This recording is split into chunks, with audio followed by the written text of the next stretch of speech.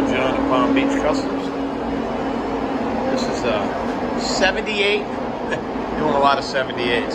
78 Jeep V8 Quadra Trac, all-wheel drive, 304 V8, going original white color, black satin.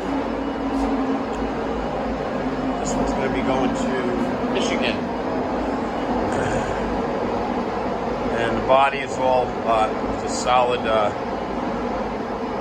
New Mexico body chassis, and did the body work and put it into white urethane primer by De Beer, and base coat, clear coat. We got high solids clear on it, and it's gonna look nice. This one's getting a black top,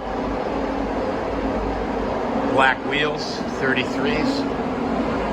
So it's gonna have black satin bumpers and wheels and top on the white.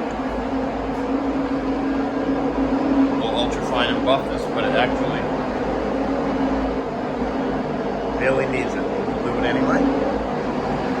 So we'll start getting assembled. We have all the parts ready to go. Chassis is ready. We'll start assembling next week.